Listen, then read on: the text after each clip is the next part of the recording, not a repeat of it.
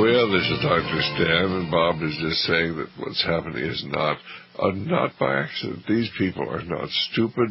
The people who are orchestrating the destruction of our economy are not trying to correct the problem. They're not trying to create new jobs in America. They're trying to create jobs over in China. They're not trying to save the homes here. They just got to get you to think they're trying to save the homes. They're not trying to save American industry. They are doing everything they can to destroy American industry and to keep it from being able to borrow money. And, of course, most of our major industries are losing money today. Well, so the commercial market, the commercial building market, the housing market, they're all going under. Well, before we go on, our telephone number, if you'd like to call in, is 1-888-24-LIBERTY. 1-888-24-LIBERTY. If you want to read the plan, it's in the Earth Charter, written by David Rockefeller's nephew, Stephen Rockefeller. If you haven't read it, you've got nobody to blame but yourself. It's available on the Internet. It's available in our Sustainable Development Syllabus.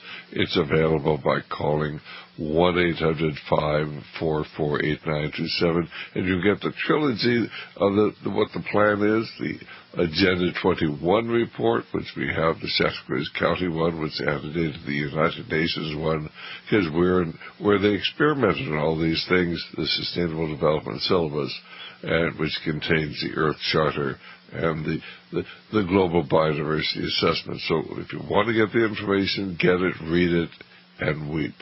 But if you'd like to talk to Bob Chapman, the number is 1-888-24-LIBERTY.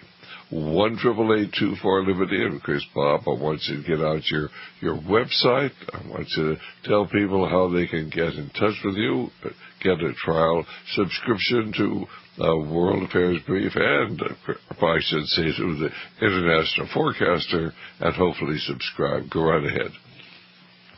Well, you can get free copies by just going to our site or to the phone number or the email address, and we'd only give out current copies. And so the International Forecaster is about business, finance, economic, social, political issues all over the world. Published by email, Wednesdays and Saturdays, runs around 40 pages each time, and the hard copy goes out twice a month for those who are on the net.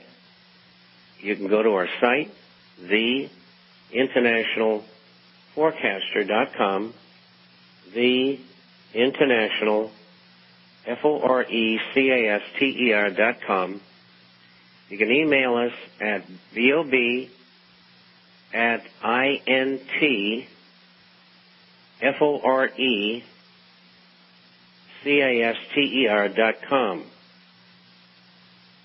Or you can call, I should repeat that, bob@intforecaster.com. Or you can call toll-free 800-375-4188. That's 800-375-4188. Free copy.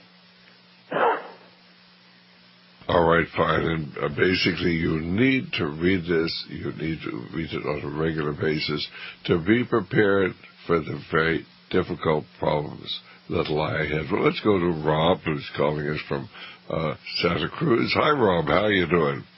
Good afternoon. Hi. My question is, with all the mistakes that the globalists and New World Order pawns are making, it's easy to forget that there's a spiritual dimension to what's going on, and maybe you guys have a comment about the actual spiritual forces behind this, move to manifest this New World Order, and then also on the other side, how a person can walk, in this season, led by the Spirit of God, and not only just having physical provisions, but also walking with discernment, because there's a lot of, it's a mixed bag with all the people that are mixed in and all the different movements. It's easy to get pulled off course if not discerning. All right, a very legitimate question. How would you like to address that, Bob? Well, I think you should. You're much better at that than I am. I happen to almost exclusively deal with the evil side. You give them the good side. Well, I don't know whether or not you've read my book, Brotherhood of Darkness, but I would recommend it to you. Certainly, you're going to have to do it with prayer. You're going to have to do it simply by talking to God, by depending upon God, looking for His influence in your life.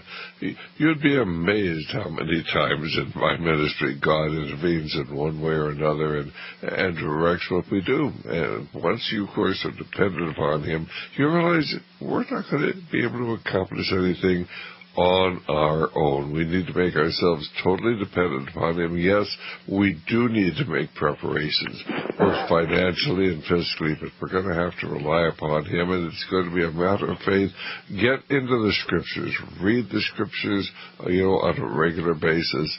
Certainly one of the things you're lucky here in Santa Cruz, every Sunday morning, listen to Erwin Lutzer, who is, in my estimations, the finest minister we have. He's the senior minister at the Moody Bible Church. Follow his direction.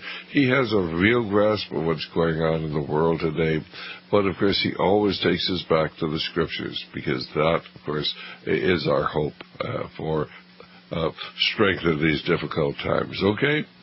Thank you, and thank you each for your part. Right, and remember Erwin Lutzer's on, certainly here in California, on our little radio station, KFER 89.9, Sunday every Sunday morning. It's at 8 o'clock. But, of course, I'm sure you can get him across the country on the Internet, on the Moody Bible stations. He does a wonderful job. His books are well worthwhile reading, and I recommend him, too. Let's go to Jim calling us from West Virginia. Hi, Jim. How are you doing? Oh, I'm doing wonderful, because you two guys are some of my two favorites. Anyway, I'm under the impression that the IRS takes in about $1.5 trillion to $2 trillion a year, and we're in debt, have obligations somewhere between 50 and 150 trillion. That's like a man who has a $2 million a year income but has nothing to eat because of his debts. Is there any way that this government can stand, even if we vote all the incumbents out? And I'll just listen.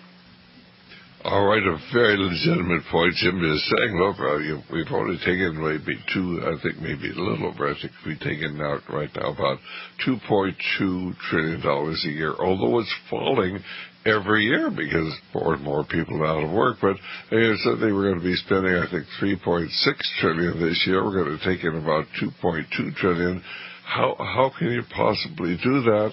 And then, of course, you've got this massive debt out there. Medicare's bankrupt, Social Security is bankrupt, FDIC is bankrupt, the Federal Pension Guarantee Corporation is bankrupt, FHA,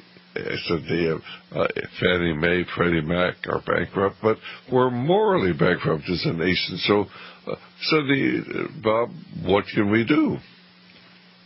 Well, thank you for the wonderful explanation. Thank you for the excellent question. And the solution is very simple. We default on the debt.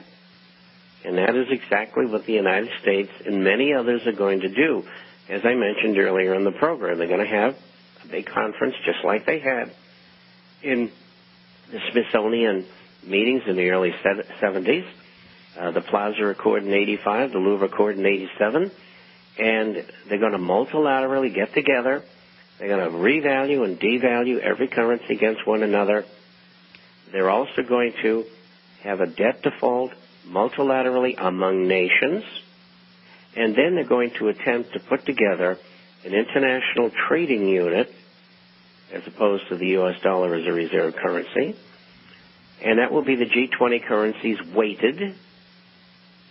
And I think it'll be backed by probably 15% gold. And if they don't back it, it won't work. It's not going to do any good.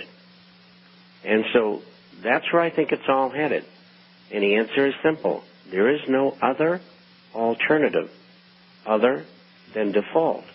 But they'll do it together with all these other nations to make it acceptable to all of the inhabitants of all of the nations that are behind the 8 ball.